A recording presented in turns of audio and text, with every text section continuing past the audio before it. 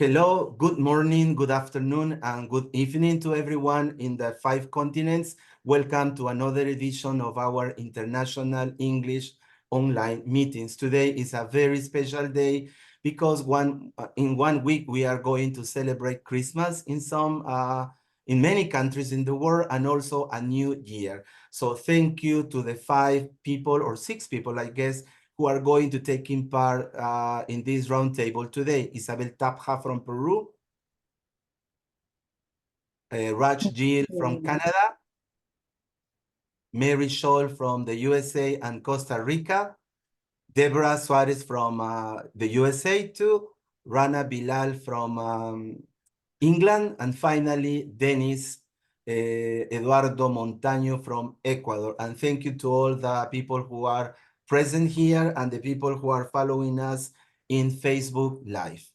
Okay, give me, I don't know how long, to share my screen and show you the PowerPoint presentation we have for today. Okay. I don't remember your name, Jean Vo. Yes. Hello. Jean. Hello. Nice to see you. Thank you for coming. Well, I am with Deborah. I am with Deborah. I only drink coffee in the morning.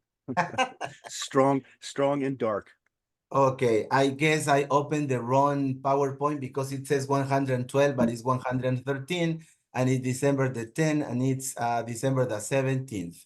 Anyway, all the videos, as Mary Scholl said before, are in this YouTube channel, our YouTube channel.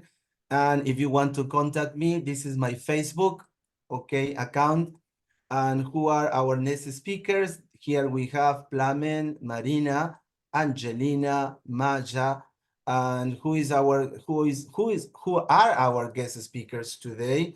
Well, we have Deborah Suarez, Isabel Tapja, Mary Scholl, Rana Bilal, Raj Gill, and Dennis Montaño. So somebody who wants to read this and say something?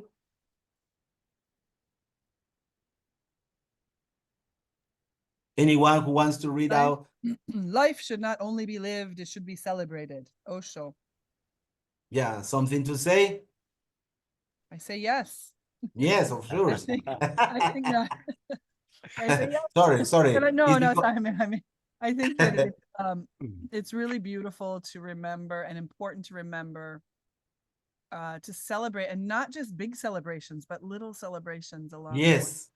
Yes, little ones. And to really notice that, because I think sometimes when I hear the word celebration, I think more about big celebrations, and but it's the little celebrations that actually help lift me up and lift us up. Like having breakfast, dear Mary Scholl. That's right.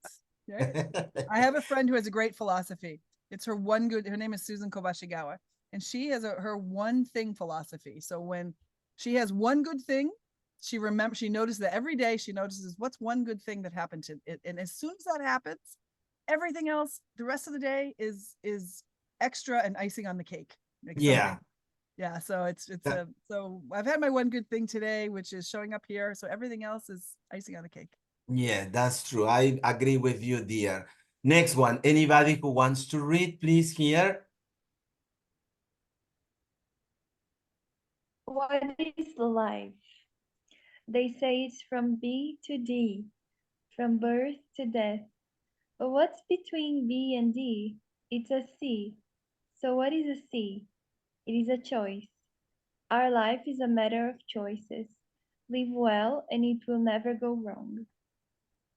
Something to say, dear Fernanda Felix Binati? Yeah, I think that's a very nice one, but I think that in life, many things go wrong. I think it depends on how we face the consequences of our choices. Of course. I guess the main idea here is we always have a choice. Like you, for example, you could be sleeping now, but you chose to be here. So it's your choice, right? Next one, please. Somebody else. This is the last one. What is friendship? Friendship is the ability of someone strongly standing up for you when you cannot, someone that would drop everything for you, one whose happiness is your own. True friendship, one that is pure and is selfless. What do you think, dear Damaris? Yeah, I think that's a good summary of friendship, selflessness. Yeah. Okay, the reason why we are all here together is to celebrate life, love, and friendship.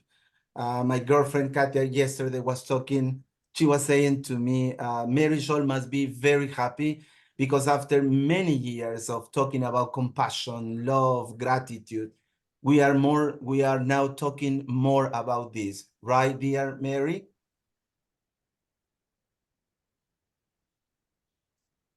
Mary? I'm sorry, Jaime, I missed that. Yeah, I was saying that yesterday my girlfriend Katia was telling me Mary must be very happy because she's one of the ones who started talking about compassion, not violence communication, love, gratitude, and things like that. And now look, in many conferences, people are talking about this, right? It's pretty amazing and beautiful to see that that it's becoming such a big theme. Yeah, I'm more than happy. I'm relieved and grateful. Okay, You know, so we we've are seen going to start. Mexico using empathy as a theme. We've seen Peru, people in Peru. Yeah, taking it as a theme. that's- So yeah, super excited. Okay, let's start with the first question, okay? And the first, sorry. There was one more flyer to read. What is love, dear John? What is love? Love is when two people touch each other's soul. Love is honesty and trust. Love is helping one another. Love is mutual respect.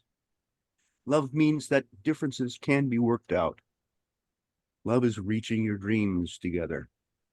Love is the connection of two hearts, yours and mine. Beautiful reading. It sounds like a radio broadcast. Why, thank you. No, thank you. Thank you. So the first question is, Mary, what Raj, Isabel, Dennis, and Rana, what is a professional experience that has been meaningful to you this year and why? So who wants to start? I'd like to start, Jaime. Please do, Isabel. Just to say hi to everyone and the people that has just joined. I'm honored to be here, really, to celebrate together. And I'm very thankful to you, Jaime, to give me this opportunity, because this is maybe the only chance that I have had during the year to share my personal thoughts, because everywhere else and in any other Zoom meeting that I have to talk about what I do, and I never have the chance to talk about what I think or what I feel. So thank you very much for this opportunity, Jaime. I'll be very brief in every question except for question number 2, where I'm going to be extensively sharing in question number 2. So for question number 1, I just want to say that the most meaningful experience for me this year has been going back to the university, but not going back as a teacher, but going back as a student. I've heard Dennis has also been studying this year, so perhaps we shared the same experience, but for me, it's been a fantastic year. I finished my second MBA. I just started 4 weeks ago a new course for directors. I had the chance to defend my thesis. I graduated, so it's been fantastic. And I think that embracing a mindset of continuous learning is a key to open doors to innovative ideas, to creative solutions for new problems, to keep advancing in our professional careers. But moreover, I think we're living in a world where change is the only constant, and learning can become the compass guiding us through new challenges like generative artificial intelligence, which I think is the biggest challenge that we will be facing in the coming years. So our professional journey can become very successful as long as I think we continue learning. So thank you. Thank you, dear Isabel. Dennis, could you answer the first question? What is a Yes. professional experience that has been meaningful to you this year and why? Yes, thank you. Thank you again, Jaime, for inviting me to this event with these wonderful people. It's the 113th, which is a long way, man, since the first time we Yes, did it is. Yes, it is. Yes. And I'm very, very happy. You know what are my feelings about your work and about you as a friend and as a professional. So my answer is similar to what Isabel just said, because we're sharing this. And I was also thinking when you sent the questions, what am I gonna say about this? And one of those things, yes, it's well, I already finished all the subjects in my PhD program, but I had to send my initial project to be approved by the committee, and I did it this year. It was hard to do it, and hopefully by March I will get an answer to it. But I believe this trying to continuously learn and not stop, combined with an academic event that happened by the month of October, if I'm not wrong, in San Borondon, actually, at the US University, in which this was an AI event with people from all over the world. There was a lot of people involved in this event, and it really well, it had a huge impact on those 3 days that I was there with one of the heads of the university, of what's going on with AI and how is it moving, where is it going, and it did have a huge impact, as I said, and it made me start checking and looking for information about this, more apps, and also prepare a presentation about the importance of AI in teachers' life and where is it going. To summarize it, I believe that I met Sophia, this AI robot that they carry all over the world. Wow, she's amazing. It's like it seems like a human, even though it's just a robot. Okay, but I got from there something that we as teachers, because everyone asked Sophia the same question, and it was, are you going to replace teachers? And she always said no, because I can't teach emotions. I cannot teach values. I cannot teach these concepts or definitions that I cannot find just by searching on the internet. And these brought us to summarize or come to the conclusion that if you as a teacher are just transmitting information that you find from the internet to your students, then you will be replaced. But if you are one of those teachers who is actually helping your students to develop skills on problem solving, on group work, teamwork, and you're not just being there passing information from a textbook or from Google, then you will succeed. And it really, as I said, the head of the university and I were really, it was a huge reminder that we need to continuously be working toward becoming a better person, a better professional, and a better friend. For sure. Thank you very much, dear Dennis. Mary? Thank you, Jaime, and thank you. It's so beautiful to be here with everyone. You know, I feel like I have an abundance of meaningful experiences. I feel like every single professional experience I have is meaningful. So it's like what to choose. The one I want to choose is actually a project that we're working on here in Costa Rica, and Anna and Carla are part of it.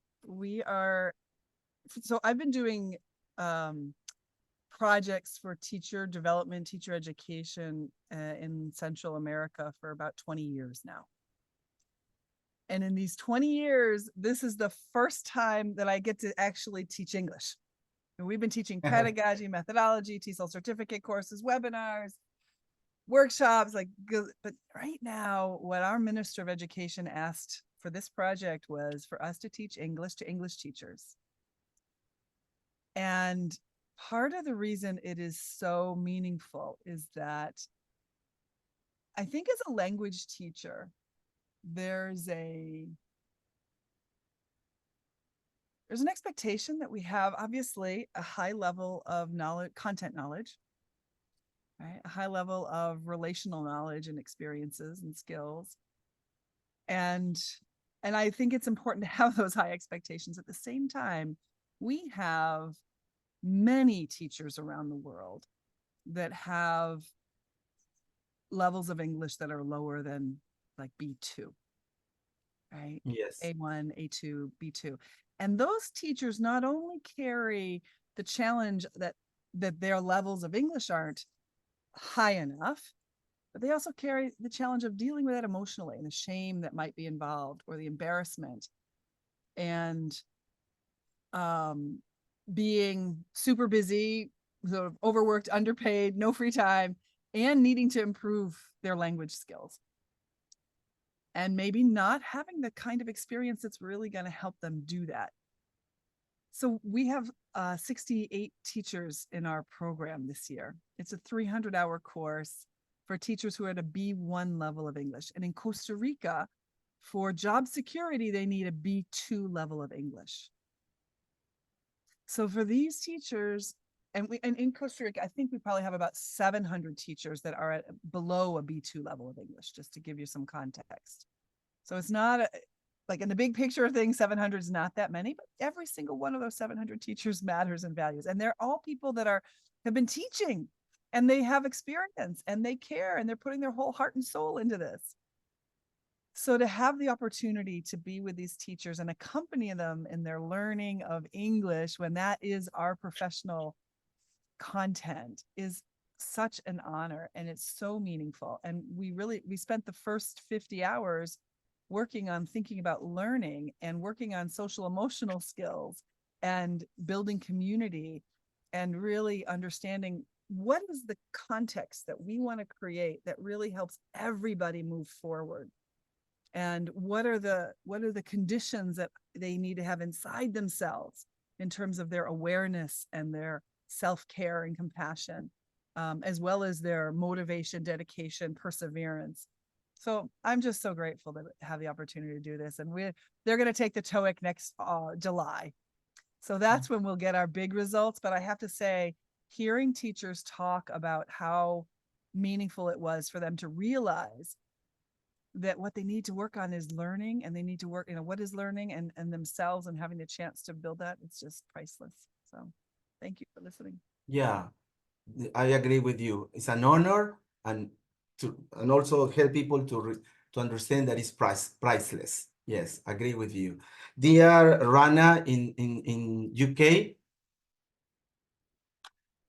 the question is, what is a professional experience that has been meaningful to you this year, and why? Hi, everyone. Thank you for giving me a chance to speak this wonderful audience here. As Mary said, and as Denise said, of course, being a university teacher and working in academics and management in both areas, you always have a plenty of experiences which are going on at the same time. But if I look myself last year and dealing with lots of students and all those things, I think my most impactful experience which I had was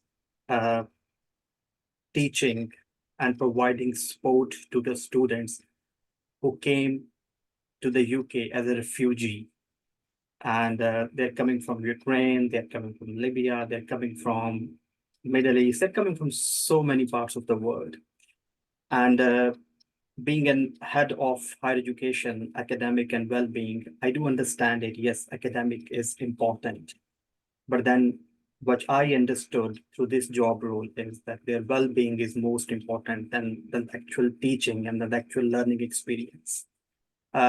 Because referring back to Denise, I think, yes, you can learn by going into the Google, you can learn, there are so many websites you can learn, but if your well-being is not protected, I think you don't feel confident as a student, and then you don't feel confident as a teacher as well.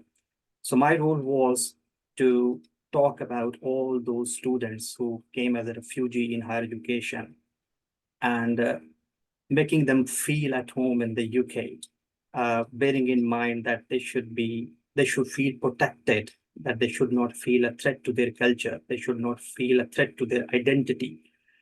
They should not feel being in the UK that, okay, somebody is gonna make them westernized and all those things. So for all these things, we have been working a lot, talking with them and make sure, yes, they feel themselves a good part of the community.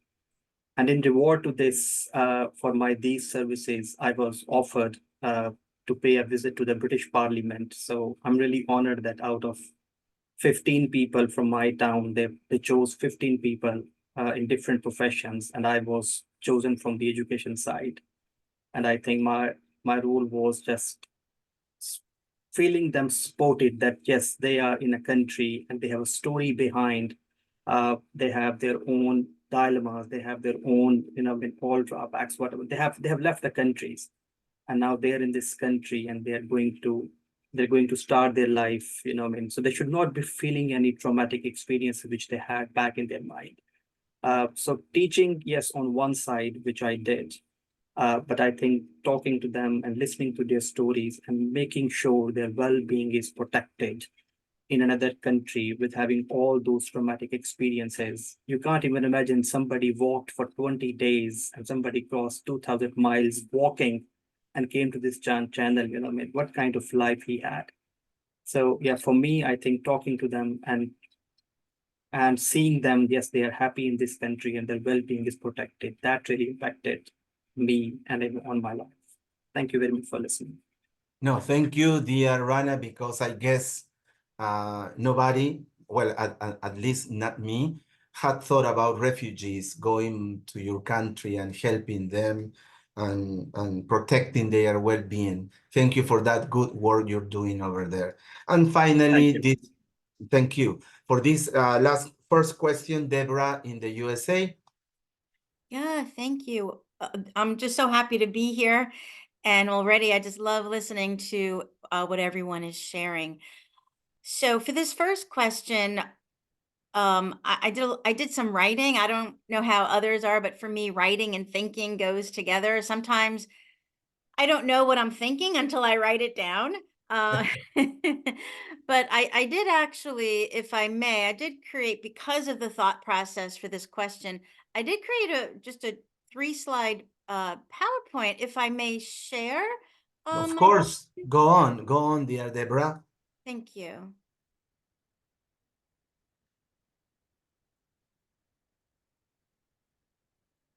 Okay, thank you. So here's the question.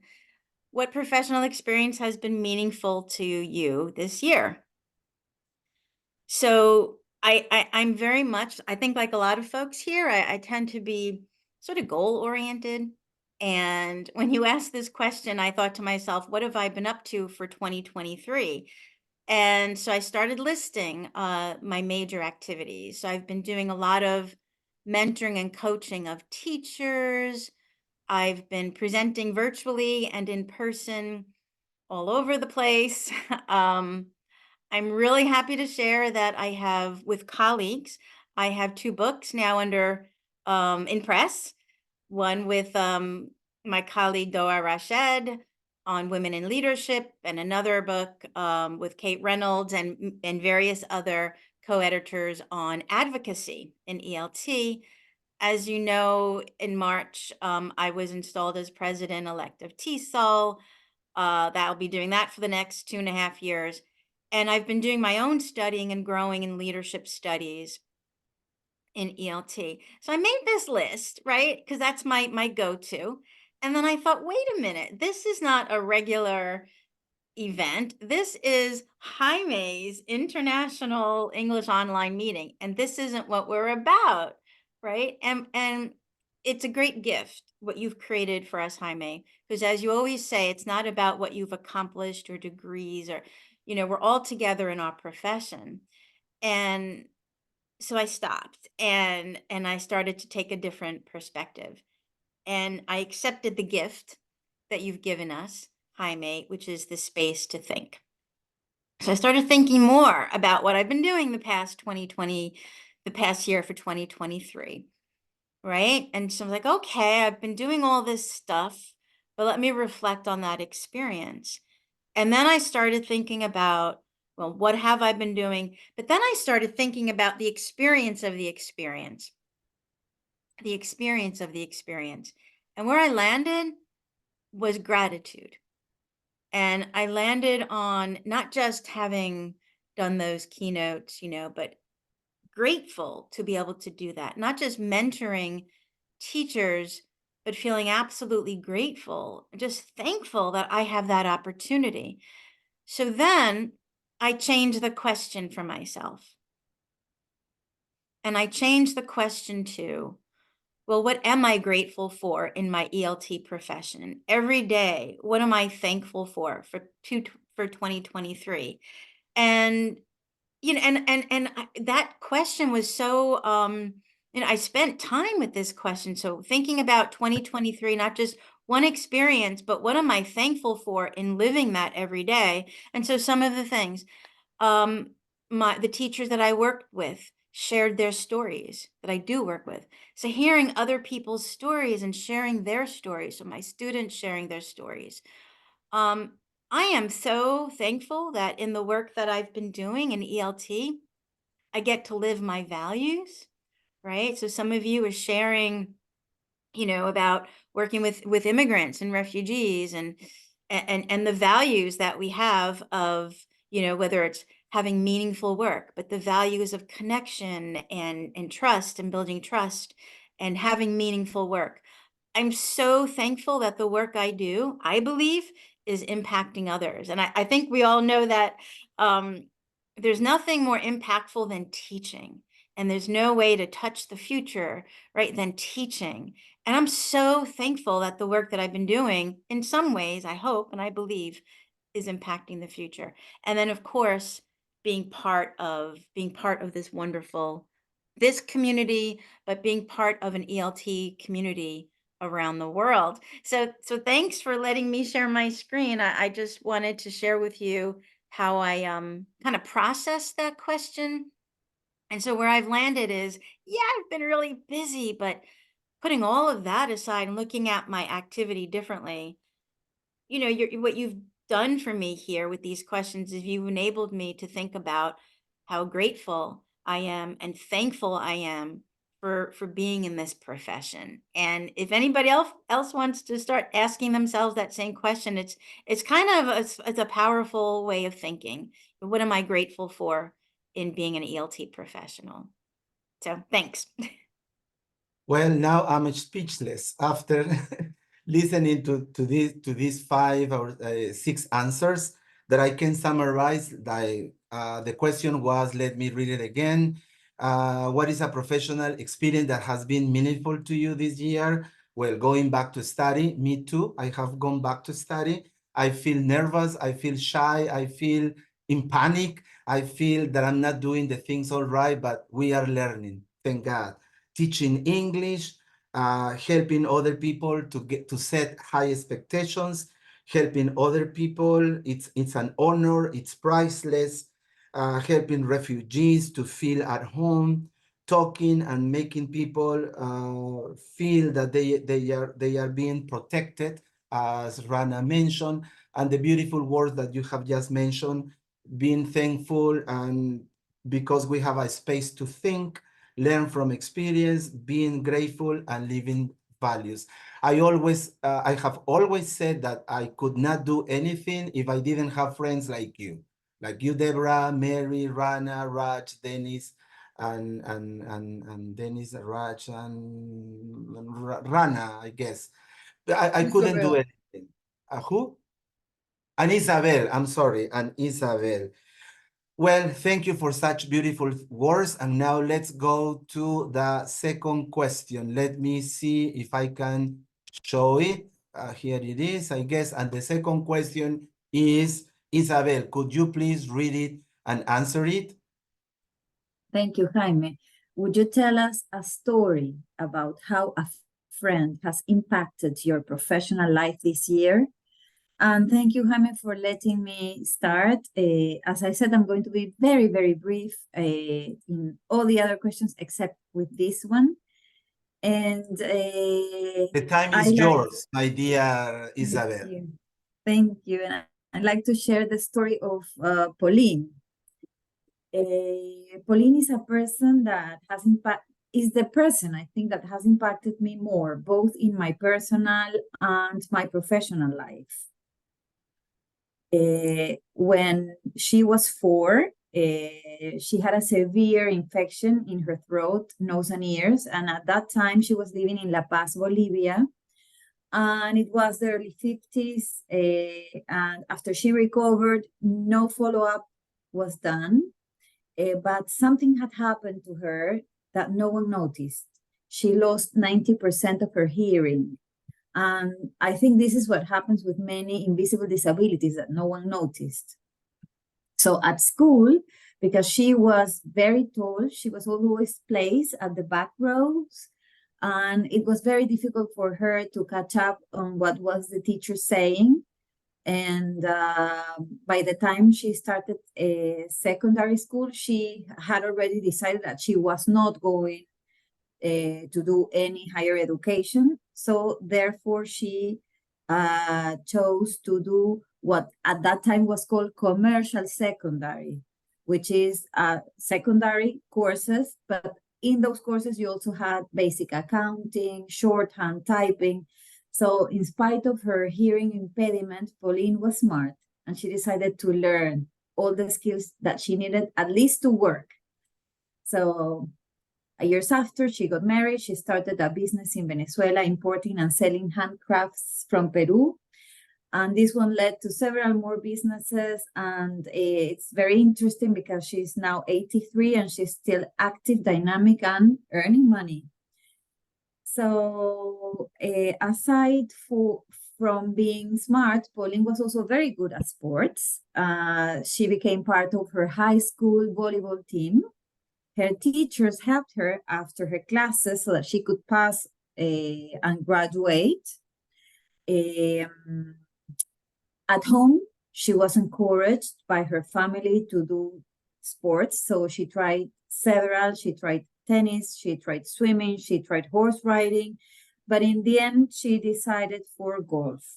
Golf is a sport that you play solo. It's the ball there, and it's steady, and you have to decide what club you will use, and you have all the time you need to make your swing and hit the ball. So it's quite interesting because it's not anything else but you doing it right or not doing it very well, no? So it's an interesting sport, the one she chose. So Pauline became a golfer. This is her. And she was part of the Peruvian team. She represented Peru in several tournaments, and she's still winning tournaments up to this day. She's still playing.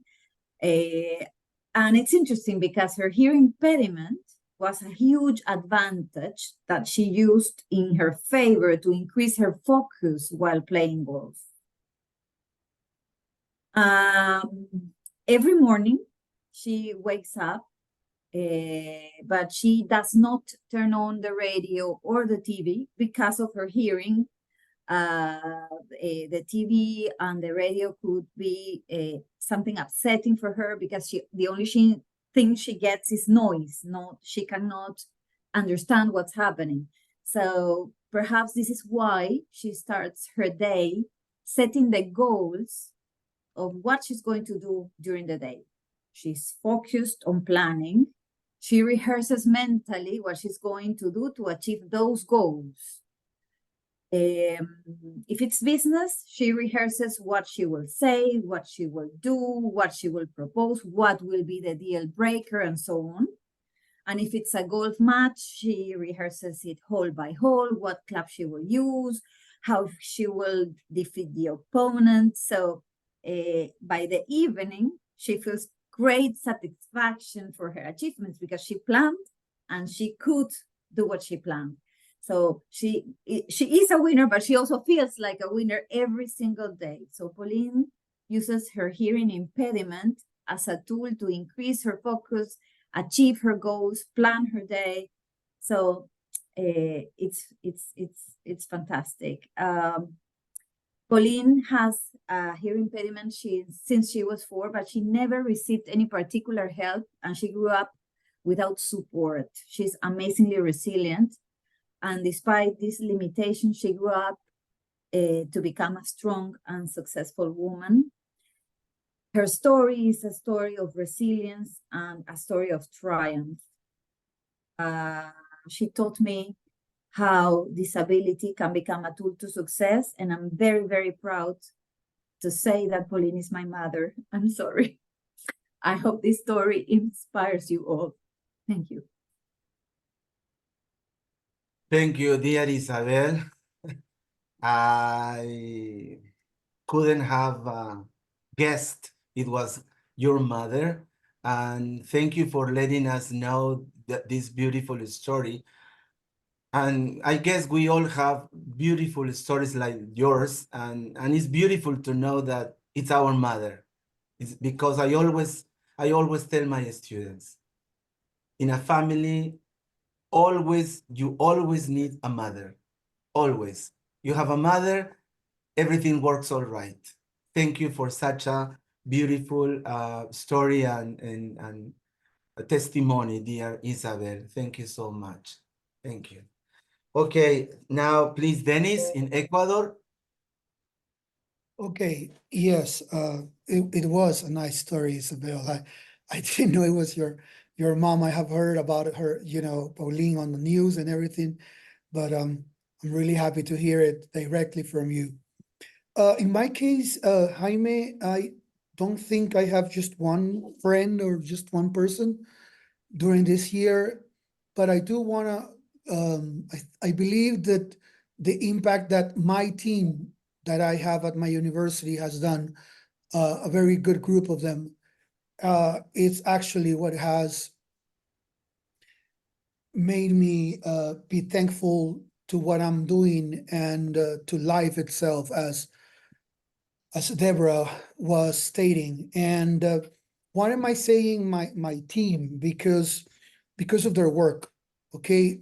They're teachers, they're meant to be teachers, but what they do, not only inside the classroom, but what they're doing outside is what has created this huge impact on me.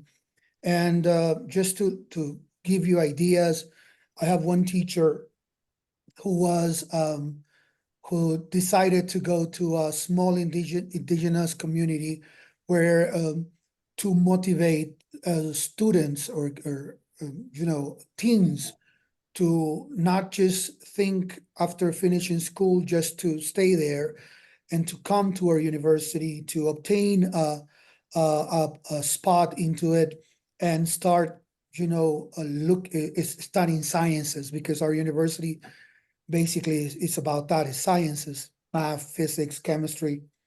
And he went to this small community where there were like 16 teens there who listened to him. He was there like every single weekend, and out of those 16, 6 decided to study with us. They began classes 3 weeks ago, and it's looking at that, meeting these kids, it's really important because they're first generation. It's like for the first time someone in that family moved from the countryside, from a farm, to go to a university and pursue a career. So that's one story. Then, as I told you before, we have a student with visual disability. And we have been working with this student already for 5 levels. Okay. And last Thursday, we had a small meeting for Christmas. We were having some pizza and everything. And the teacher, who is her actual teacher right now, also brought her to have pizza with us. And she was sitting next to me and we were talking. And then she said, you know, I'm here with my favorite group. And I said, why are you saying that? And then she comes, because you are my favorite group. You are the best teachers. You guys, it's my favorite subject. Because of you guys, I speak English. I understand what you tell me and I can read. Okay. And of course she reads Braille, but my teachers, some of them did Braille courses. I did a Braille course and approved it because of her. And these type of things, like I told you, we don't have a law in Ecuador for this type of students. The only thing that we have is that if they want to come into the university, you have to let them. That's it. But there's no more. It's up to you to see what in the world you're going to be doing with these kids, with these students. This is the second one we get with visual disability. And speaking in English to her at her B2 minus level, it was really good. Now we have something pending there, which is the writing part. And now she's going to go to level 6, which is the academic writing level.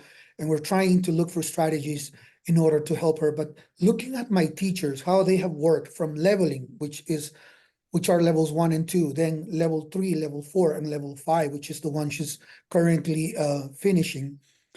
And how teachers have adapted to her needs in order to have her learning English is something that has made this year very significant for me.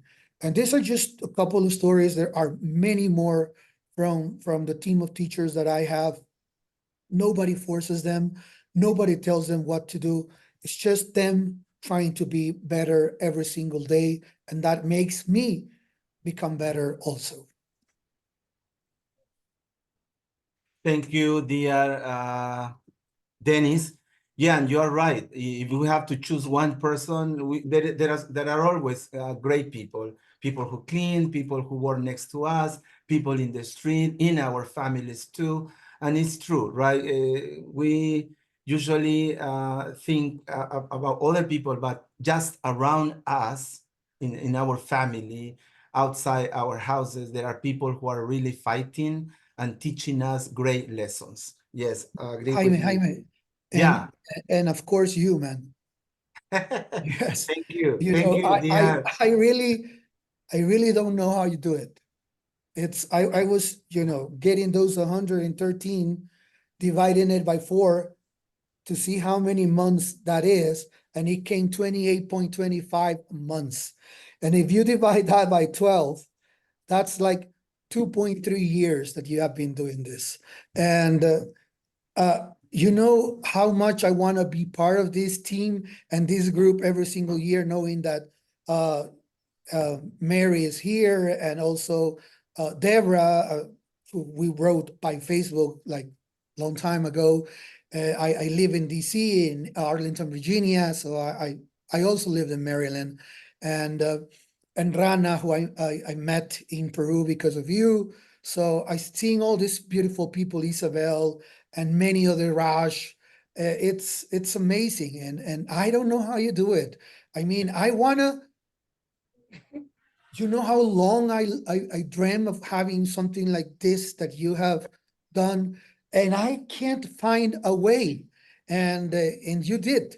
Okay, I'm not gonna take more time because I know probably others will also speak about this, but it's really good to know that I have a friend like you and the rest of the people, and amazing academic professionals in this.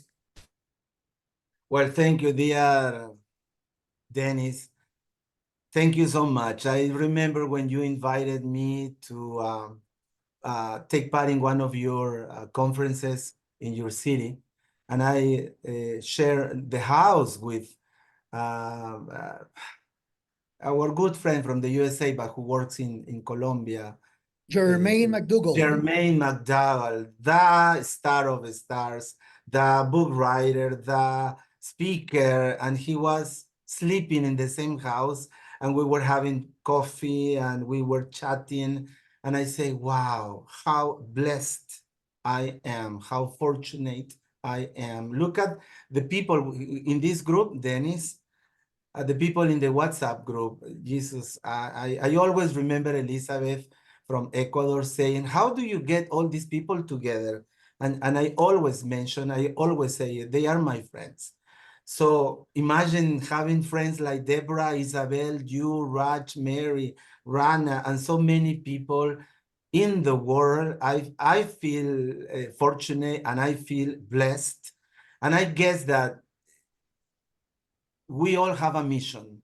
So I guess this is my mission. And I thank you, Dennis, and I thank everybody for being part of this community. Thank you so much. Thank you. Jaime, Thank you. Yes. Jaime, this is a point where we would give you a standing ovation if we were in the same room with you. Yes, yes, I agree. Thank you. Thank you all. Thank you all. And let's go on because the show must go on. Well, Mary in Costa Rica, I hope you have finished your breakfast, Mary. There's a little bit Mary? left, but I haven't. I'm getting there. But thank you for that. I'm a slow nibbler in the morning.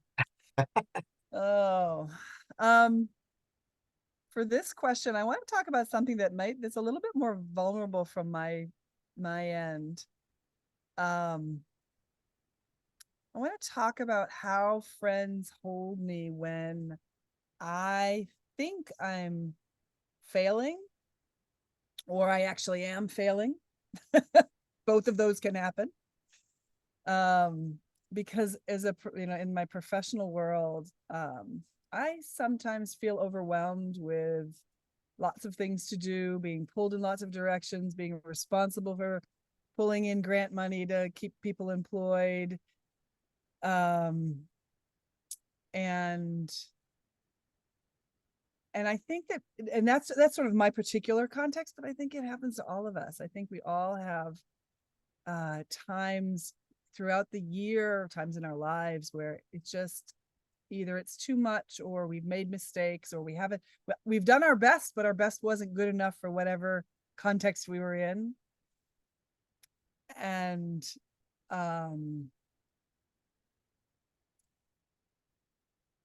what keeps me going is the friends that have been very supportive and non-judgmental and non-fixers. People that can just accompany me and say, yeah, that sounds hard. That's tough. What can I do? How can I support you? So Yvonne is here. Yvonne and I work together now intensely for 5 years. Raj has always been that kind of a friend with me too, who have been, it takes a kind of deep connection and confidence to be able to share my failings with people. It's not like I'm not gonna tell you all of you guys that. I'm not gonna share it with the world, right? That's not how it works. But when I have a friend like Yvonne and Raj and my friends, I have 2 other friends in my little, Brene Brown calls it your square squad. She talks about how on a little, what do you call those pieces of paper that we stick at notes? The people that are so close to you that they love you no matter what, they acknowledge, yeah, okay, that I see that happened, that was wrong. That doesn't make you a bad person. It just means that you're in a hard situation. So the people that in our square squad, the people, those names that we can put on a small piece of paper of people that are unconditionally loving, supporting. And so and I've had a number of experiences. I've done a lot of mentoring, a lot of training of trainers, and I've seen a lot of trainers, the kind of work that we do, because it is based in our social emotional world as well as the cognitive content world.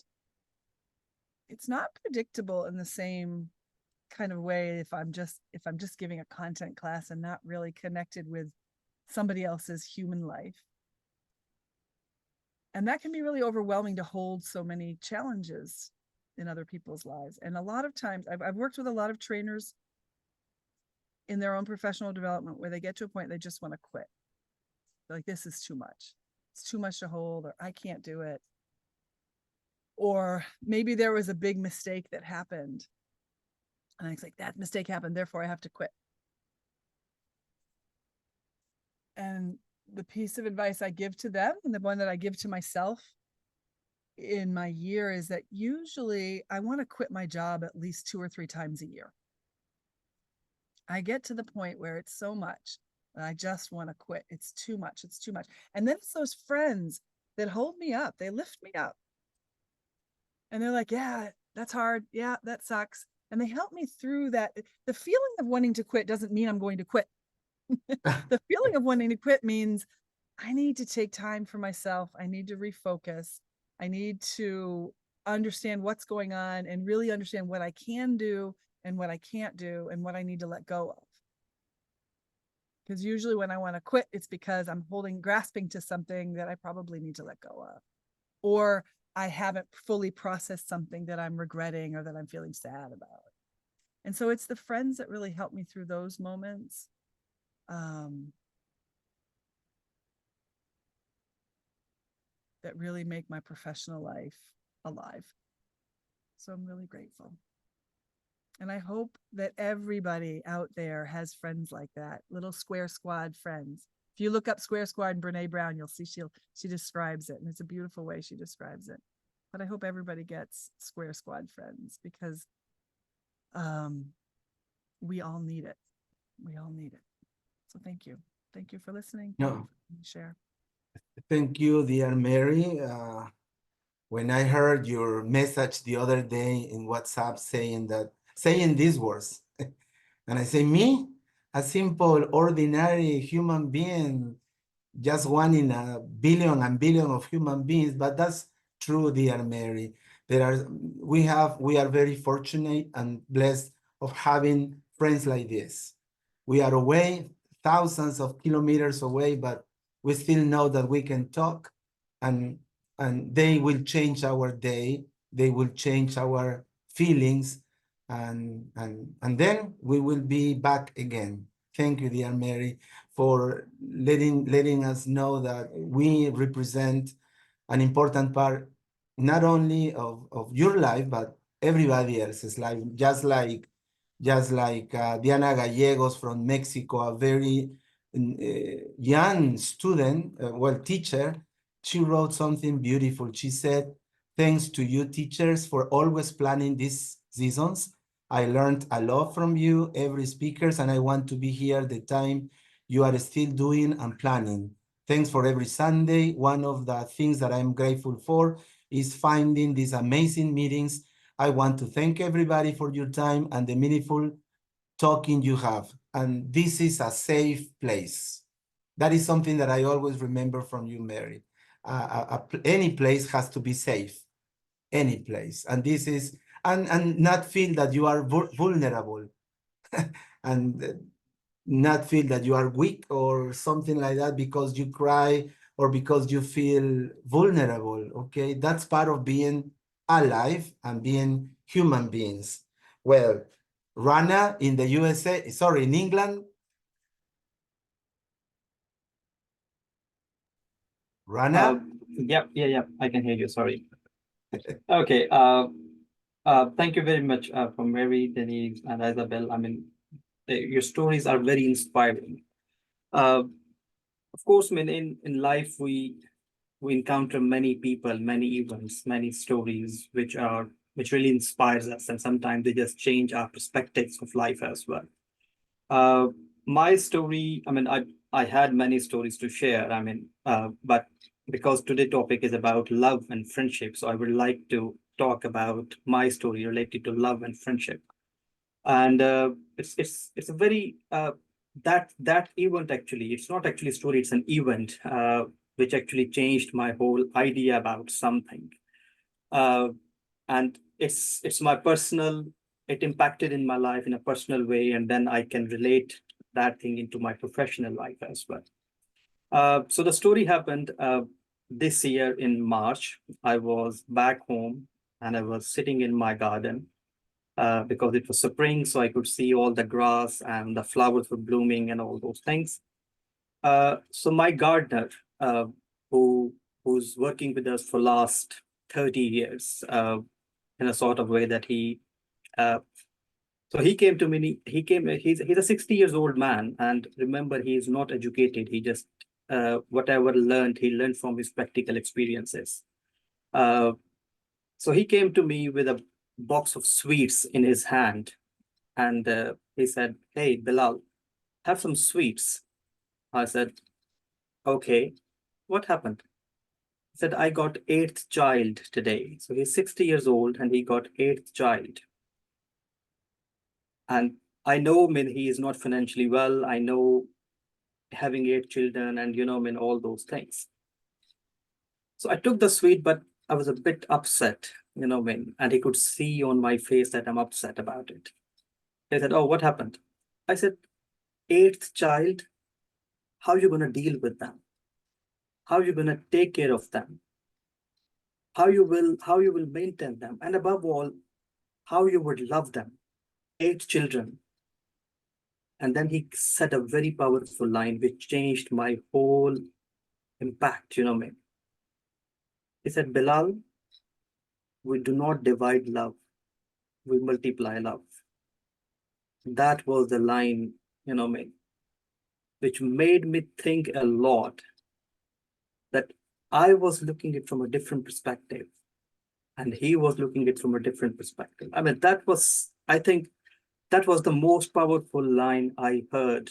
I've read many, but that line impacted me a lot. That was just short line, Bilal, we multiply love, we do not divide love. And then he started going on, multiply care, multiply attention. And when I tried to bring that in my class, with my colleagues, with my subordinates, and that kind of thing, that instead of thinking, "Oh, I got a big class, I got a big team, I'm going to manage them," just multiply it. Do not divide, because when you divide, it decreases. But when you multiply, that increases. So very short, powerful line from a person who never went to a school, who's not educated, but gave me a big lesson of my life. Multiply instead of dividing it. Thank you very much. Thank you, dear Rana. And that's, I guess, what we are doing, right? We are multiplying, right? Thank you, dear Rana. And finally, to finish up this question, Deborah in the USA, please, Deborah. Wow. Wonderful stories. This is hard to follow. But I think this question, is another example of the community that you've created, Jaime, because when you ask us to think about other people, we bring other people into this space, even if they're not online with us at the moment. Bringing other people into the room, even if they're not there, is something I try to do. I try to do that professionally. If I'm sitting around a conference table and we're talking about activities or ideas, I will bring someone into the room. I will mention them and I will say, "Oh, I know someone who has done that, someone who is an expert in that." And I'll mention their name and bring them into the room in that way. And it's a way of showing leadership and and being inclusive. So I really love this question. So for me, the individual that that this question made me think of is, and I'm sharing my slide here. Her name is Doa Rashed. Some of you may know Doa. Doa, I've known Doa for maybe 20 years now. Yeah, I think it's that long. But she has really become the past couple of years a really good professional friend, and I would say friend. At the moment, Doa is a professor at Rutgers University, and she is we work together on several projects. But the reason why I'm mentioning Doa in light of this conversation is, as I've said, I've known Doa for many years. And we first met when she first came from Egypt into the United States to study for her master's in TESOL. And then she stayed to pursue her PhD. And that's when we first met. We first met in the TESOL affiliate, Maryland TESOL. So we first met then, and then we served together on the Maryland TESOL board. She was president, I was vice president, and we continued on through that. But in the past 3 years, about 3 years ago, Doa invited me to work on a book with her, which is the topic is women in leadership. And she invited me into this. And I was just so thankful that she invited me because I had already been thinking about this topic. So the synergy was there. But she invited me into this, and it became a project for 3 years. We were embarking on this topic of women in ELT, women leaders in ELT, and how women in ELT develop a sense of leadership, right? How do we develop leadership and capacity for leading? How do we even think about leading?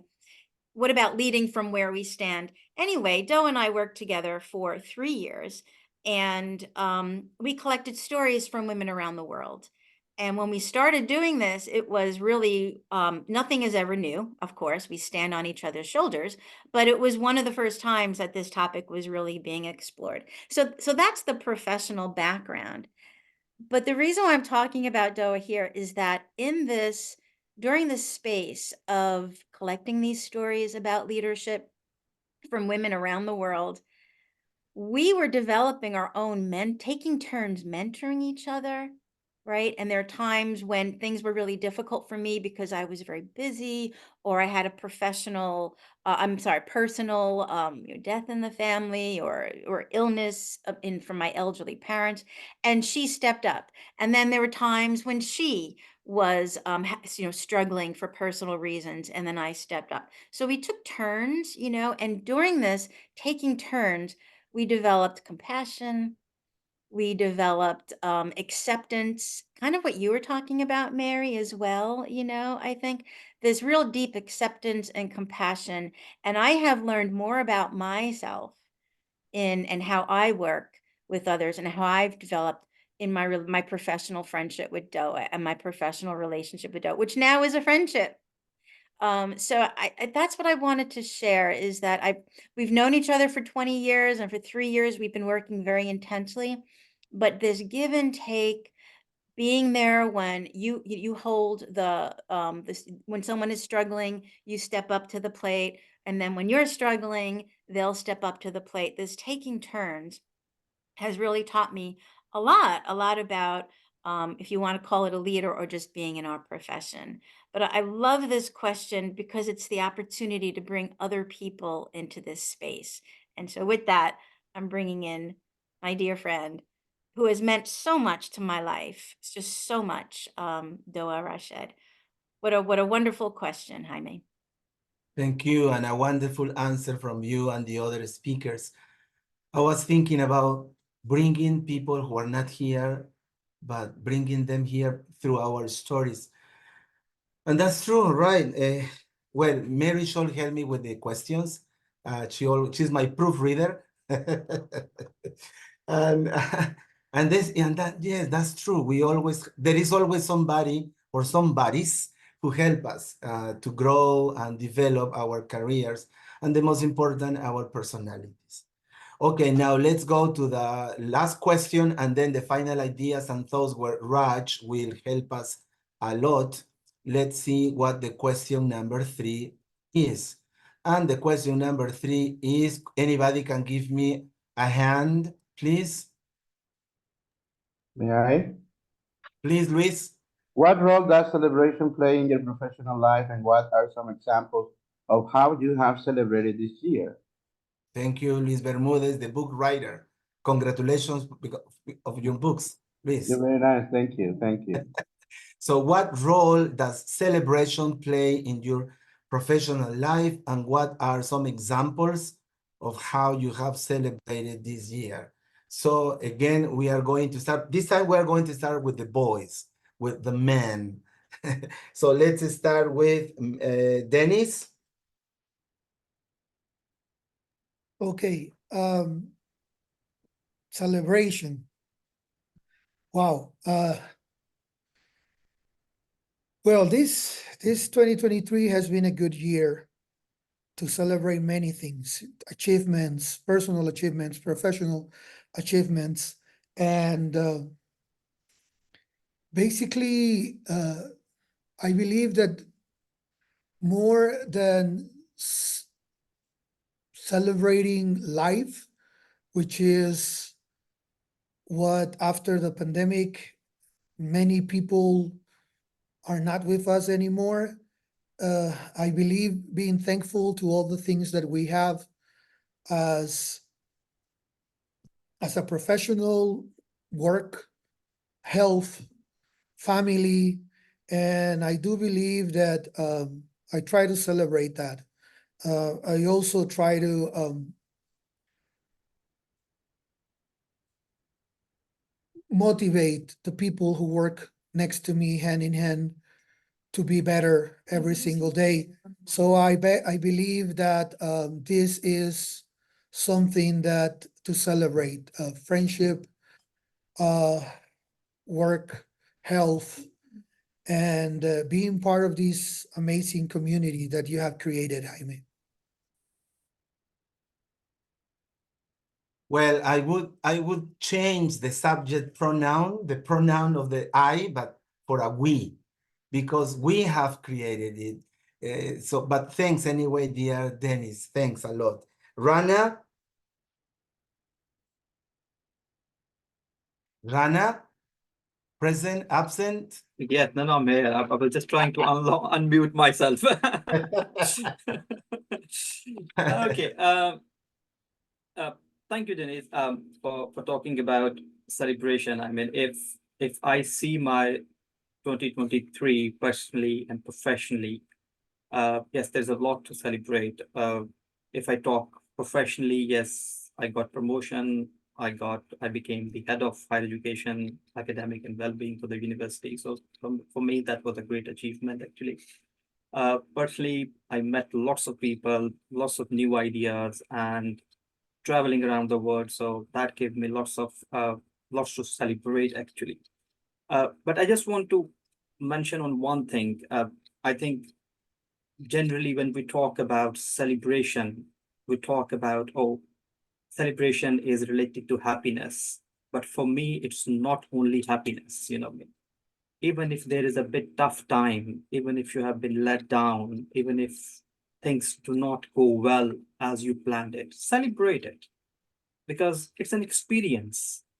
We get something in return, whatever we do in life, it gives us an experience. So why not celebrate? Why not enjoy that experience as well? And believe me, when I started doing this, okay, I planned something, but it did not go well. No worries, guys. Let's sit together. Let's have a coffee, and let's even celebrate this.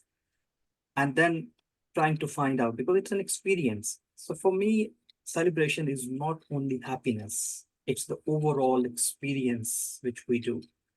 And there are many examples. I mean, when we planned something and it did not go through as we were doing it, but then we celebrated it with my colleagues, with my students, that kind of thing.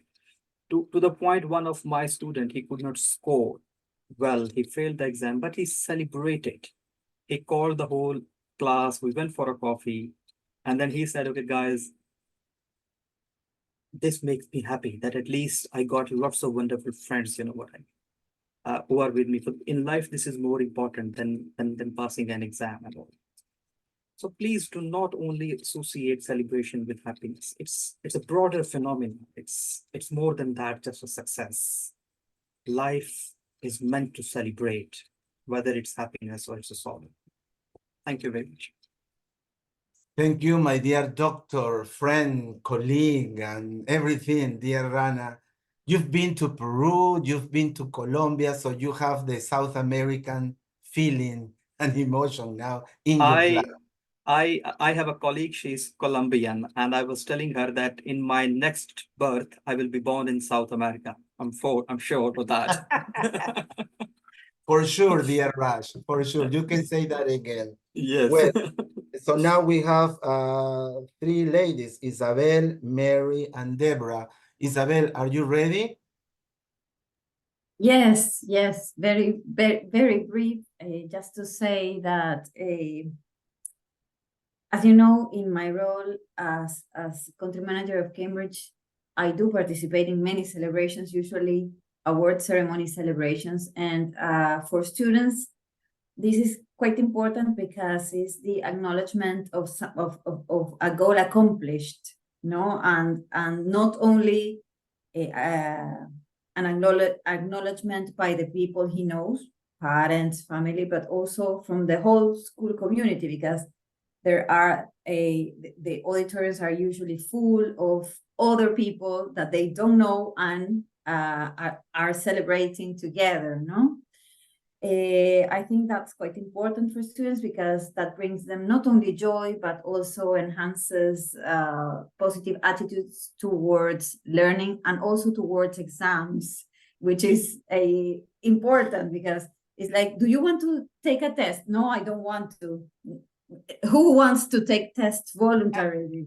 So yeah, I think that's important. But to me personally, I think it's a privilege. Not many people invite me also. That's interesting. Since I've become country manager, it's like people is not inviting me because no. Now she might be so important that she may not come. I will come, invite me. Bueno, anyway, it's a privilege because it's overwhelming seeing their smiling faces of these kids with the certificates in their hands. It's like they cannot believe it. It's true. And also looking at the parents with those faces full of proud. And I think it's one of the biggest privileges in my life. So I love award ceremonies because of that. Yes. Yes, dear Isabel, it's an honor, it's a privilege, it's priceless. Yes, and that's the problem. That's the problem when you are famous, when you are important in somewhere like you are here in Peru, dear Isabel. Thank you. Mary. Mary Scholl. Yeah, I think my internet's a little slow. Well, I'm thinking about celebrations. I'm thinking we might call them micro celebrations, but I think they're celebrations as well. Caleb Gattegno, who's one of our grandfathers in the world of English language speaking, the founder of the Silent Way, has a beautiful story of the idea that when I'm teaching, if I'm teaching you the word for house and you're learning the word for house and I know the word for house and you've learned the word for house, we become equal in the word for house. Right? So Right. As we grow in our learning, we grow in our equality around the certain things that we're learning and teaching. And I'm a big believer in every day saying, what is it that we want to celebrate today? Or every class asking students, what's one celebration you have from class today? And it could be that I didn't cry, or it could be that I learned to say 2 new vocabulary words, or it could be that I was able to express myself in a way that I've never been able to do that before. Right. So what I want to think about are the micro celebrations and how to make that a habit, an explicit habit that we all can grow from. Because if you look at the research in positive psychology, that kind of noticing is actually really good for our health, Yes. our physical health and our mental health. So when we think about celebration, I want to think about these little celebrations every day. And as well as the big ones. I definitely think that the big ceremonies are important and useful, and the big milestones are important and useful. And it's also all those little ones that get us there, and that get us maybe in new directions that we weren't even thinking of. So I want to celebrate answering learning journals yesterday to my students. I answered some learning journals. That was great. I also want to celebrate getting 2 reports into the embassy that needed to get in. So administrative work and teaching work, check, little ones. And the final celebration is I went out for a birthday lunch with a 10-year-old friend yesterday. And I really love that I could let her eat anything she wanted. So she had French fries with cheese sauce and a big chocolate milkshake. Sounds really gross to me, all of that together in my stomach, but celebrating that she loved it.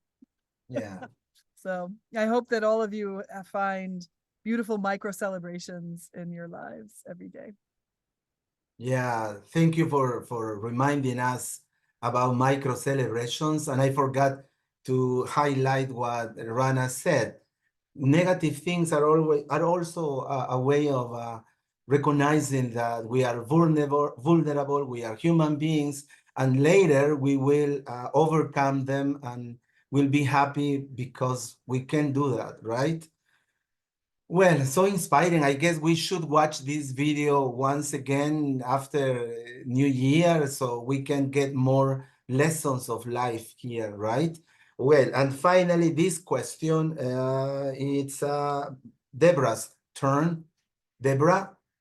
Sure, I can be brief because I would share very similar to what Isabel and Mary have already shared, and that is celebration of what we've accomplished is really an acknowledgement, right? So for ourselves, when we acknowledge and then celebrate what we've tried to do and that we've done it, but it's so important for our students, right? To really acknowledge and to celebrate, oh, you've been trying to work on this task and look how far you've come.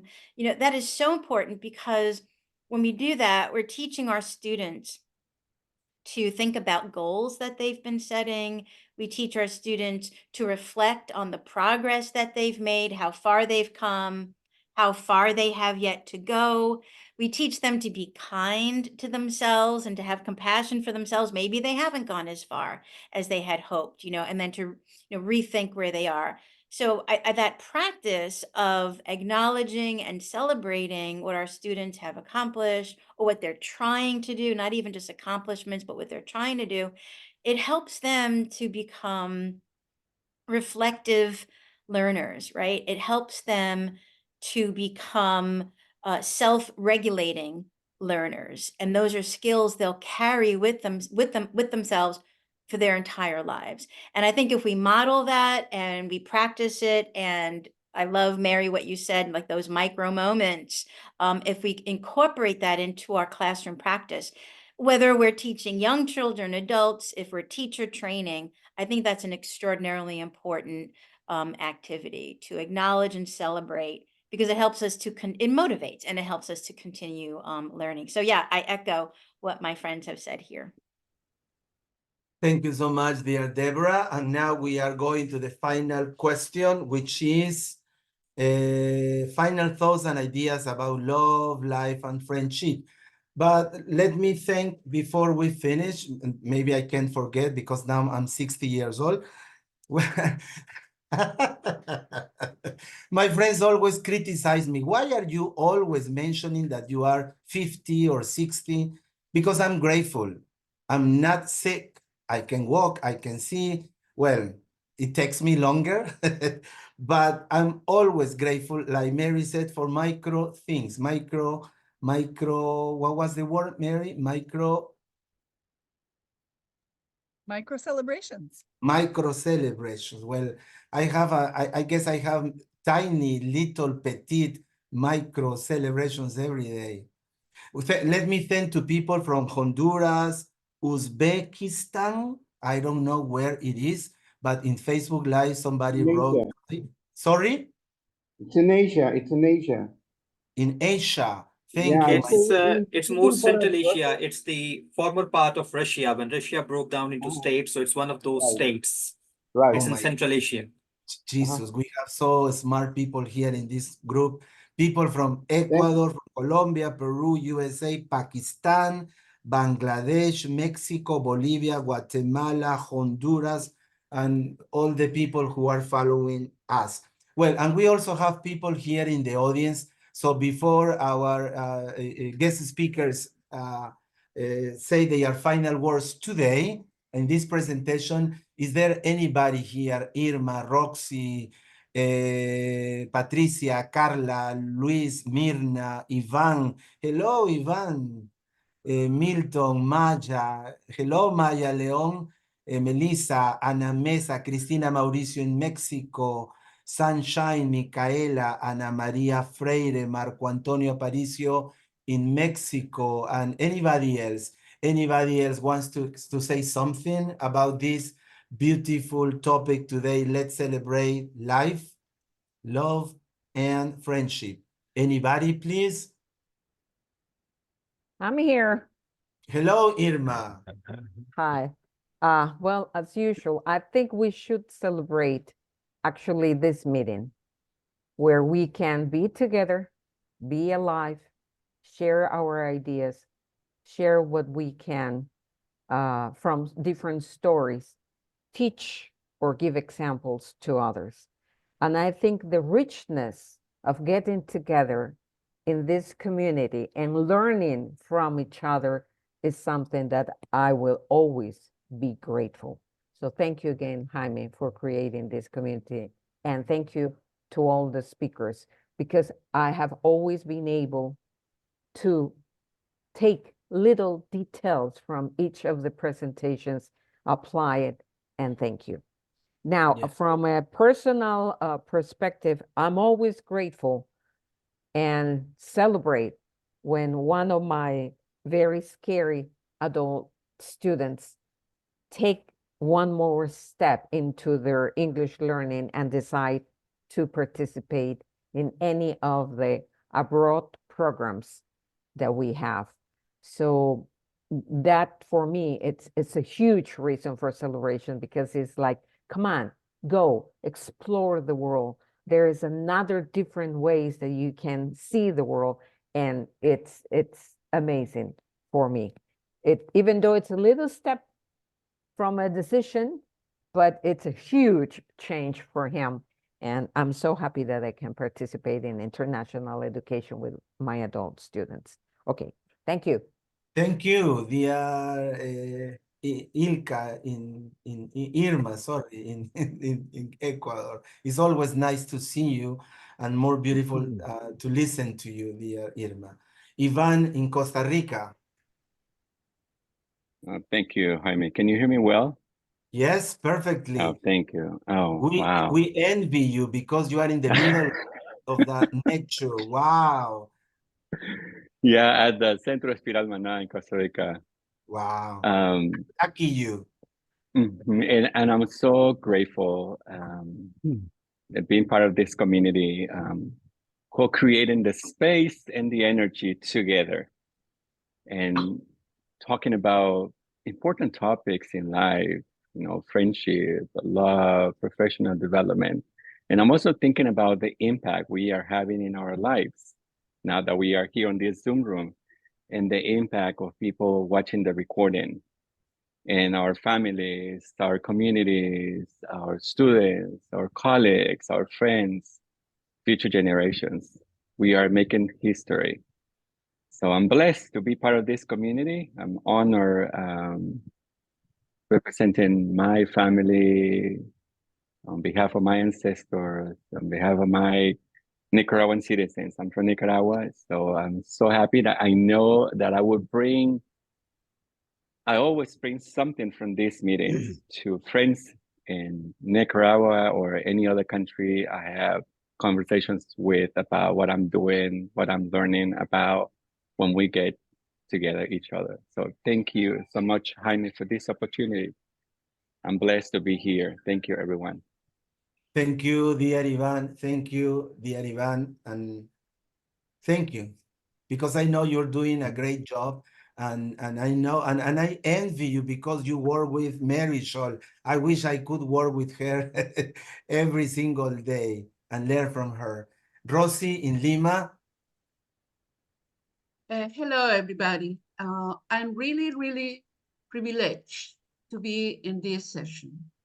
It's something amazing that you guys, you human beings, have the power, have the ability to talk to our hearts and to our souls. I'm not learning from the brain. My heart is really bumping all the time when I listen to your experiences, when I listen to your words, to the people you have met. I celebrate every single minute, Mary, every single minute, to celebrate life, to celebrate the gift that I have to believe in God. I always celebrate in the name of the Father, the Son, and the Holy Spirit. I said no words from my mouth. I said words from my heart and from my soul, because the Holy Spirit illuminate us. We are nothing, dear buddy. We are nothing without God. Everything that we do, everything that we get, everything that we share, everybody that is in our path were placed because God. It's something that we need to learn. You guys made me my life a lot better than it was before. And I'm sure 2024 is going to be a lot of better day. If I'm there or not, I will be with you. We never know when it's going to be our last day. We never know, so we have to appreciate that. Everything is a gift. God's gift give us. And I'm surviving from many different struggles, and I'm surviving from many different problems and difficulties. And I celebrate that because I am still here. Obstacles, problems, made me be a better human being. I'm really grateful, Jaime, because you created this, because God gave you this mission. They gave him this talent, and those guys that are here and others that have been in other meetings with us make this possible. All of us, we have a mission also. We can do this. We can do it in every single session that we have with our students. Always believe there is a human being behind a learner. Always believe that you can do it. There are no obstacles that we cannot overcome if God doesn't want it. Thank you very much for this last session in the 2023. My heart is talking to you. My soul is with you and will always be. Many thanks. Thanks, dear Roxy in Lima. Thank you so much for your kind words, sweet words, and always talking to our hearts. And that's what I love about what you said, that people here talk to our hearts and to our souls. And I think that that's what educators really do, right? Because teachers, if we are only teachers, we just talk to the students' minds, but we should talk to our students' hearts and souls. Thank you so much, dear Roxy in Lima. Well, anybody else here in the audience who wants to express or wants to say something before we go to our guest speakers for their final words today? Anybody else who wants to talk? John. Who? John.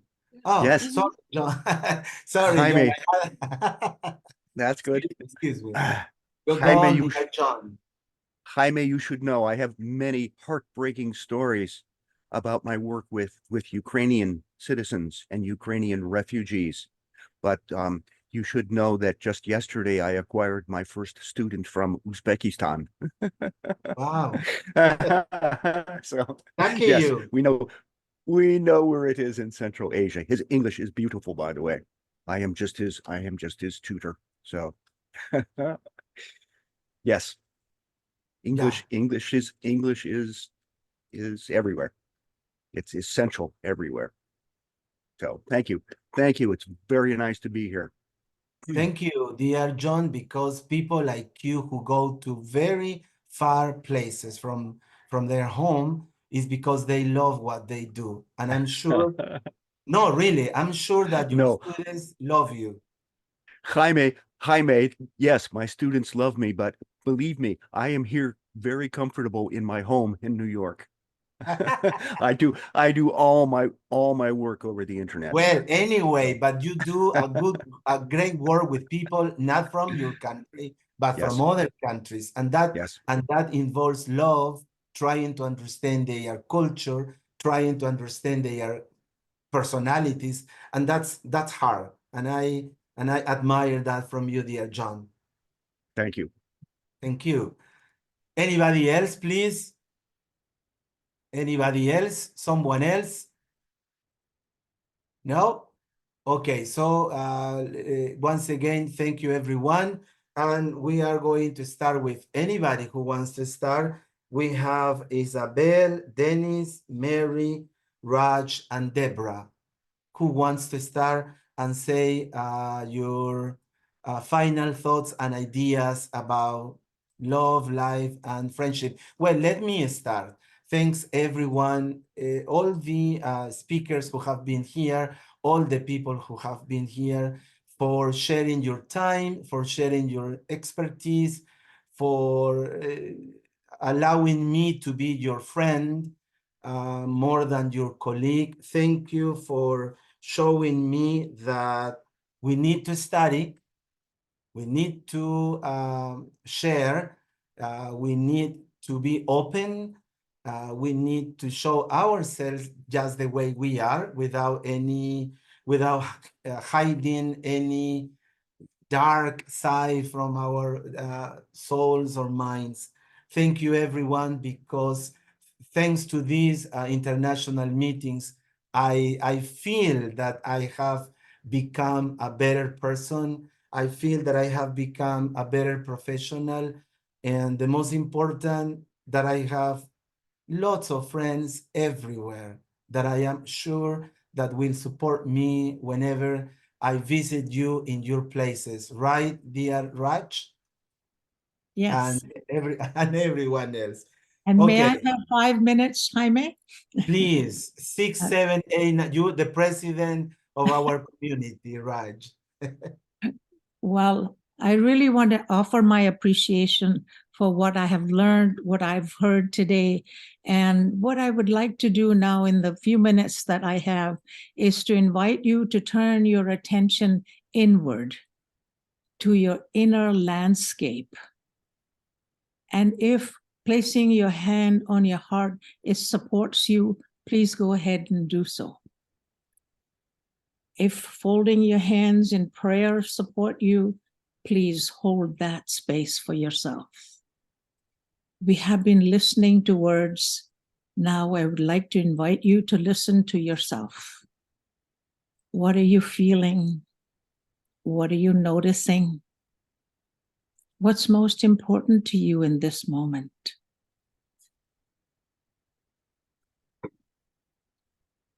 What acknowledgement or appreciation would you like to give to yourself?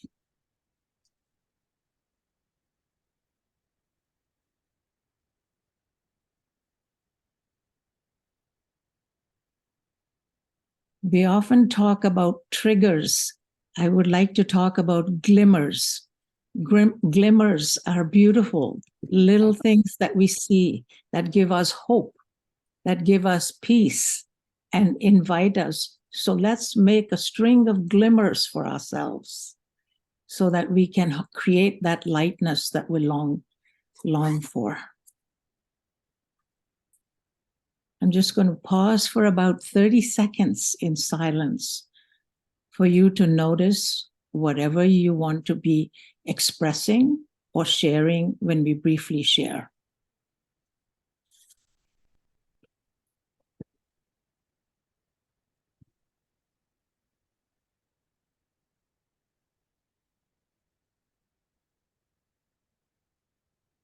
Thank you for sharing that with me.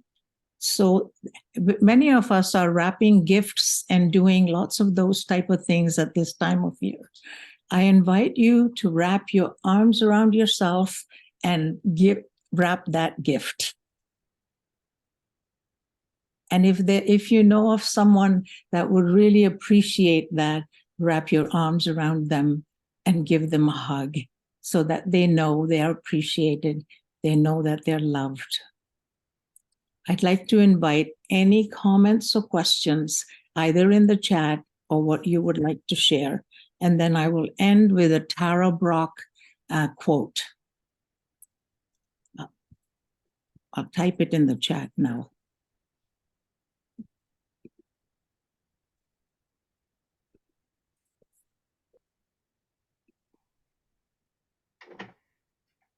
Hi, this is Maya. This is Maya Leon Mies. I'm originally from Peru, but I'm in the US. And I want to, first of all, send you a big hug, Rex. Those were absolutely beautiful, beautiful words. I think they bring tears to my eyes and to my soul, but tears of joy. Tears of joy. This is an absolutely wonderful, wonderful group. Thank you, Jaime, for inviting me. I'm very grateful for this year to run into Jaime in Mexico, in Guadalajara, after, 30 years I haven't seen you? My gosh. About 30 years when we were in kindergarten, right? Yeah. Kindergarten, right. But anyway, and then I had the absolutely honor and pleasure to meet Mary. It was amazing because she said, "Oh gosh, we finally meet." We were kind of connecting through LinkedIn, but it was just such a joy. This has been a wonderful, wonderful year of full of wonderful surprises, because I was not really expecting any of that. Thank you, everybody. Thank you, Raj, for your absolutely wonderful, inspiring words, beautiful reflection. Thank you. And thank you. Wish the best to everybody these holidays. A big hug, the one you just told us to do. Big hug to everybody. I share that with you. Thank you. Thank you, dear Maya. And this is the Raj I met in Costa Rica. After lunch, we used to have these wonderful moments. It just took her, as you have noticed, 20 seconds, 30 seconds, and then we were all moved and connected like we are now, in spite of being online. You said, touch your heart, feel your heart, and I felt it beating faster. And the most important, I realized I'm alive. Yeah. I am alive. So thank God for that. If we don't believe in God, okay, thank life. If we don't believe in life, okay, thank myself, and we are alive. Thank you, Raj. So I have the quote, Jaime, in chat. If you would be willing to read that, I would love to hear it in your voice. Oh, Tara.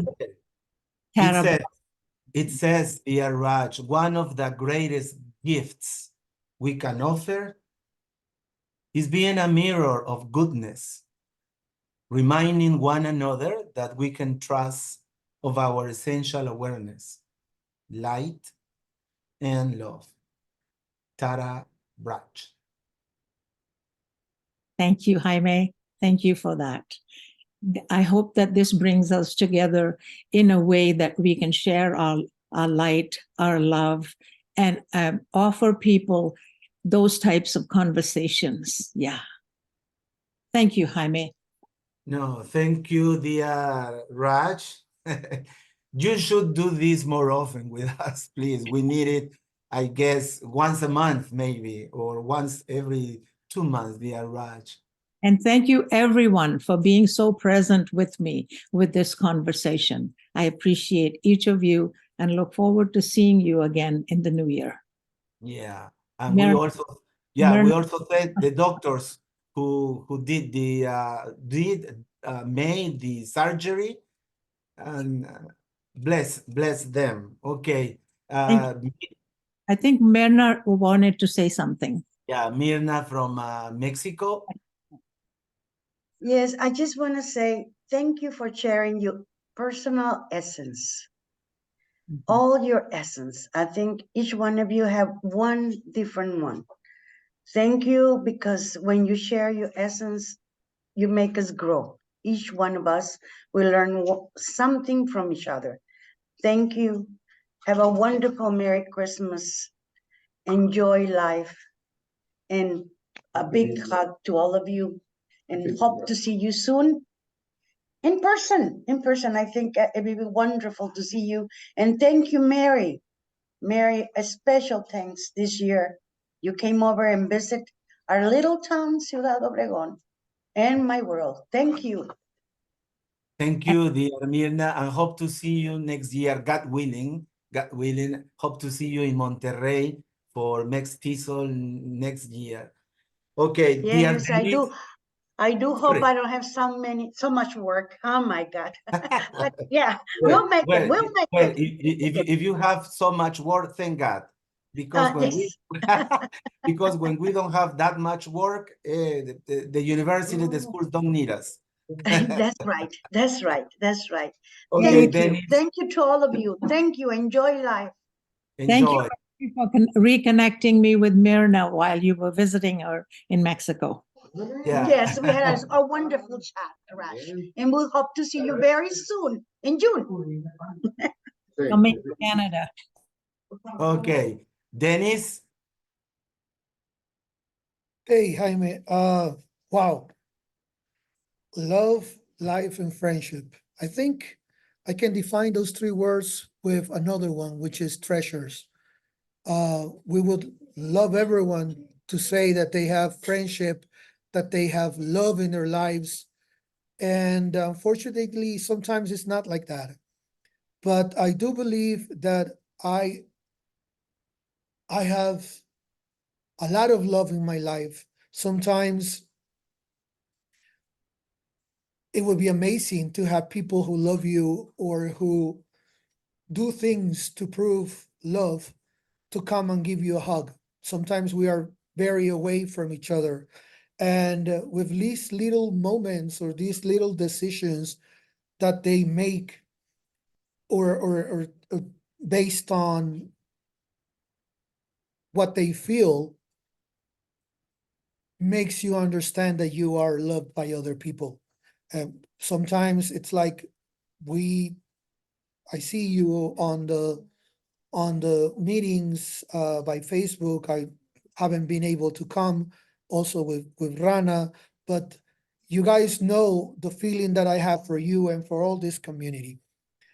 This is friendship. I mean, we probably do not text ourselves every single day or once a week, but when we come together to this to share, because we're giving one of the most precious things that we have and that we cannot recover in life, which is time. And by giving this, it's, I believe, a very great way of saying, hey, I love you guys. I love what you're doing. I love how you care about the world and what we're doing every single day with our actions to have a better world. And those are my thoughts. I have a great family. I have really good friends. I have an amazing community of teachers in which I'm part of. And again, these three words are treasures for me. Thank you, dear Dennis. And if you want to give us a hug in person, just invite us to go to your university next year for your conference. I hope next year we can actually come with it. We have, 1 year of stability with new authorities, which is great. So we're going to start planning the event for next year, probably for August. So it will be amazing to have some of you guys here in Ecuador. In Ibarra, it's an amazing city, the city of lakes, and it will be great. Yeah. Well, we will be waiting for your letter of invitation. Thank you. Rana Bilal in UK. Thank you, Dennis. I think you have summarized the whole three beautiful things in a one word. I was just thinking about what to say, you know what I mean? Because friendship, love, life, they're very much interrelated with each other. So I was just thinking about who is a friend, how I can define a friend. And I think the best definition, which I think, in my personal opinion, is from Samuel Huntington. A friend is a person with whom you are happy. Whether you are talking, you are not talking, does not matter. You are meeting after years, doesn't matter. You are meeting every day, it does not matter. If you're happy, then you're friends. And I think when Denise said that even we don't share text message every day, you know, I mean, it doesn't matter. I mean, we know that. I'm sitting here with Professor Jaime, with all of you. I'm happy, which makes that, yes, I'm friend to everyone, and everyone, I believe, share the same feeling. So for me, a friend is with whom I'm happy. Doesn't matter. I talk to him every day or not. Love. I think in the initial slides when we started talking about this presentation, it was all about love is this, love is this, love is this, love is this. I think love is love. Love is not about anything. Love is just love. Because when some people ask me, why do you love me? Oh, why do you love me? Why do you love me? I tell them, look, I have no answer because love is unconditional. If I love you because of some reason, it's a condition. And I don't have any reason to love you. I love you because I love you. Simple. That's what my answer is. And I think just a couple of lines. If we understand the difference between these two lines, we will understand the meaning of love. And these two lines are, I love you, but are you a stupid man? This is one line. And second line is, you are a stupid man, but I love you. The day we understand the difference between these two lines, I think we will understand the meaning of love as well. So for me, second line is important. Whatever you are, but I love you. Thank you very much. Thank you for giving me a chance to speak. Okay, thank you, dear Rana. Thank you so much for your kind words. Dear Isabel in Lima. Jaime, very difficult to say something different from a huge thank you. So just that. Thank you. Thank you, dear Isabel. Thank you so much. And you were talking about your mother. Well, this is my mother in a photograph. I always. Qué linda tu mamá. She's Well, beautiful. all mothers are beautiful. The same smile. I'm sure, Jaime, she must be very proud of you for creating this and for doing, for being a very, very, very interesting and very humble and let me use the word as superhuman for that. I mean, you know, that Thank that you. kind of. Thank you. I just wanted to show you the face of my mother because I was thinking about Isabel and I say I owe her everything because she worked 50, 60 years for me and for my siblings. So I just wanted to say that. Thank you, Isabel. Deborah? Well, lots of reflection. And in preparation for today, I was thinking about this community and remembering the first time that I joined as a speaker. And the topic that I chose was, what's love got to do with it? And that was a risk, Mary Tina Turner. And I was exploring what does love have to do with English language teaching, if you recall. And that was a risk for me because, as ELT professionals and teacher trainers, we talk about methods, we talk about techniques, we talk about theories. But this space here opens up our chance to talk about things like love and compassion and empathy and life. And I guess what I want to share is a thank you, because when you have a community like this, encouraging us to think about love and empathy and life, we bring our whole selves. And Raj, when you were giving us those 30 seconds for reflection, I felt like everything sort of coming together, all the bits and pieces coming together. So that's the great gift here for me, is that I'm able to bring all pieces of myself and bring that to my practice. So, thank you. Thank you. Thank you, dear Deborah. Just as the beautiful video you sent us to invite people to attend this meeting, it was so sweet, just like your words now. Thank you, dear Deborah, because not only for being the president, and I tell my friends, wow, Deborah, the president of the international, but I appreciate more the Deborah, the human being, the woman, the one who spoke now, because that's what cares, that's what matters, right? Well, and finally, my good friend, I owe you a lot, dear Raj, dear Rana, Isabel, Deborah, and Dennis, but I also owe you, Mary, a lot. I learned so much from you, and I guess I'm partially I'm the result of your training, of your lessons, of your words, of your example over there in Costa Rica.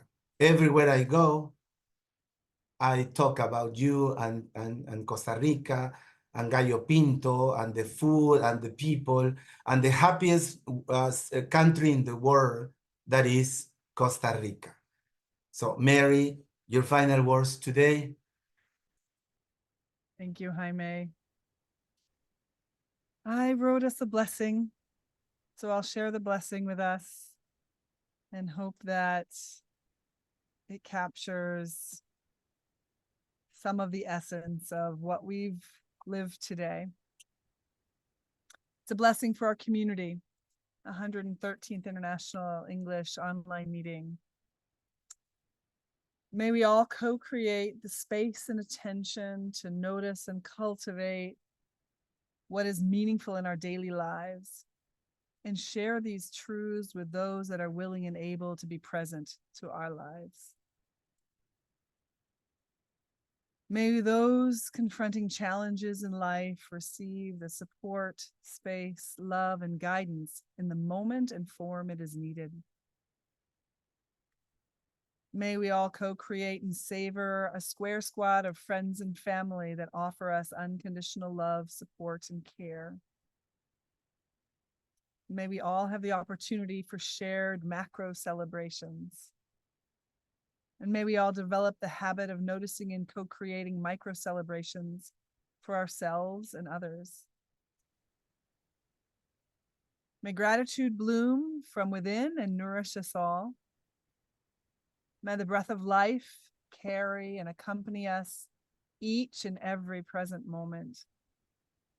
May love flow in, through, and from us for the betterment of all lives everywhere. And may these international meetings continue to connect us as humans, learners, and teachers. So, with and through love, Mary. So, thank you all. Thank you, dear Mary, for such lovely words. Thank you for such wonderful message.